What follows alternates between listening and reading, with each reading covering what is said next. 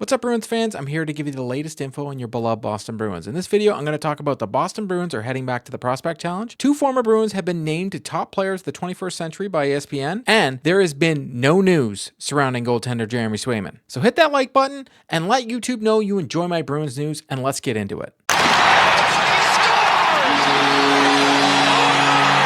The Boston Bruins are headed back to Buffalo for the Prospect Challenge, according to NHL.com. The Boston Bruins announced today, July 30th, the team's game schedule for the 2024 Prospect Challenge, which will take place September 13th to 16th at the Lecom Harbor Center in Buffalo. This will be Boston's 9th consecutive appearance at the Prospect Challenge in Buffalo. The Bruins will be joined by prospects from the Buffalo Sabres, Columbus Blue Jackets, New Jersey Devils, Ottawa Senators, and Pittsburgh Penguins to compete in a round-robin challenge. Each team will play 3 games throughout the event. The Boston Bruins 2024 Prospect Challenge roster will be released at a later date. The schedule looks as this. Friday, September 13th, Boston plays Pittsburgh. Saturday, September 14th, Columbus plays Boston. And Monday, September 16th, Boston plays New Jersey. Now, with regards to televisation of this, it all depends on where you are. Usually, NHL.com will hold this stuff, and here in Toronto area, sometimes TSN puts it on, but it's anybody's guess. You probably could find it on YouTube somewhere. Usually, you can catch a couple of these games, though. As noted in the press release, they have not released a roster, which I'm very curious to see.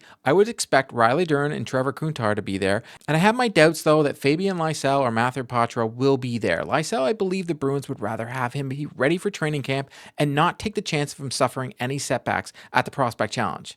You have a lot of players that might be never to make the NHL looking to prove themselves in these tournaments, and it might not be the best place for Lysell. I'm not saying Lysell can't handle that type of action, but why risk it? Have him come fresh and ready to training camp, eager to earn a spot on the roster, and let other players showcase their skills at the Prospect Challenge. Patra, I think, doesn't need to prove anything by playing in this tournament, and for him not participating in the games at development camp, that tells me he won't be at Prospect Challenge either. Players like Merkulov might have to go even though he's 24, and he's going to look very good out there, but no players from Europe or NCAA are allowed to play in this, so Boston's going to need bodies. These tournaments are for development, and by no means, if a player shines in this tournament, does he earn him a spot on the Bruins. I'm very interested to see the roster when it gets announced. Let me know in the comments, though, your thoughts on who might play. ESPN has recently released a list of who they think are the top 25 players of this century, and 2 former Bruins have made the top 15. In fact, they have them ranked at 10 and 11. They have Patrice Bergeron, my favorite player of all time, at 10, then Big Z himself, Zdeno Chara at 11. The list of players is a who's who of the NHL. Under Bergeron and Chara, they have Steven Stamkos, Austin Matthews, and former Bruin Jerome McGinley. The top 3 were Sidney Crosby, Alex Ovechkin, and Connor McDavid, which is very hard to argue. Lists like these always intrigue me, as very rarely do people rank players the same. The top 3 here, I think, are no-brainers, but I think if Bergeron and Chara win those cups in 2013 and 2019, they may be higher on this list. They have Nathan MacKinnon at 6, and I think he jumped the list because of his past 3 seasons. He's always been great, but really became one of the elites in the league in the past 5 years. Maybe I will do a top 5 Bruins this century and see how this list turns out, because I think it would be very interesting. The accomplishments they list for Bergeron are 6-time Selke Trophy winner, 3rd in Bruins history in career goals at 427 and career points at 1,040, a Stanley Cup champion with the Boston Bruins in 2011. Bergeron established himself as one of the NHL's best to do everything players. He won the Selke Trophy, the award for NHL's premier defensive forward, a record 6 times, while his 12 nominations are also an NHL record. And for Chara, they list 2009 Norris, 2011 Stanley Cup winner, 1,680 games played, 7th all-time, played 24 seasons, tied for 3rd all-time. At 6'9", Chara was more than just the tallest player in NHL history. He developed into one of the best defensemen of his generation, which saw him receive 6 NHL All-Star Game appearances, along with a Norris Trophy in 2009. Then in 2011, he captained the Bruins to their first Stanley Cup, ending the Bruins' long Stanley Cup drought. Both Chara and Bergeron will be first-ballot Hall of Famers, with Chara most likely getting in 2025 and Bergeron getting in 2026. I would think Tuukka Rask gets in as well, either 2025 or 26. The only thing against Rask for 2025 is he will be going up against Joe Thornton, Duncan Keith, and Ryan Getzlaf, along with Chara, to get in. I live in the Toronto area, so you can be darn sure if they get in, I'll be making a visit to the Hockey Hall of Fame after. The last thing I want to talk about is the fact that there's no news surrounding Jeremy Swayman, and yet I keep seeing articles everywhere saying, update to Jeremy Swayman contract talks. I want to be clear, there's absolutely no news, and right now, it's only speculation you're seeing out there. I've read people saying he's going to get somewhere in between 9 or 10 million on an 8-year deal, and see people people say he's getting 8 times 8, and I've seen people even say he's getting 6 times 4. The only facts we know is both sides are being extremely tight-lipped about the situation. It was NHL.com's Dan Rosen that recently sparked the new speculation because he answered a mailbag question of what he thinks Swayman will get. The only facts we know right now is both sides decided not to go to arbitration, and they have until December 1st, 2024 to make a deal, or Swayman won't be eligible to play this season. We also know, like I discussed previously, that Swayman's agent has a history of being tough to deal with. I truly think the deal will get done, but honestly, the term and dollar amount is anybody's guess at this point. It's the offseason, and Boston isn't known as an organization that leaks information. My guess is as it gets closer to training camp, things will heat up and more information will be shared, but until then, it's only speculation unless he signs. One thing I would see as a good sign, though, is the Bruins continue to use him in social media material and marketing materials, and they do it a lot. It may not seem like a lot, but they're using him this offseason more than any other player, so that can't be a bad thing. Both sides want to get a deal done. Bruins want him back, and Swayman wants to play in Boston. Hopefully it happens soon because the anticipation is honestly driving me nuts. That's a wrap on today's video. To stay up to date on all the news surrounding the Boston Bruins, please subscribe and drop me a like. If news breaks surrounding the Boston Bruins, be sure to check out the channel. If you've already subscribed to the channel, thank you, and I'll see you next time.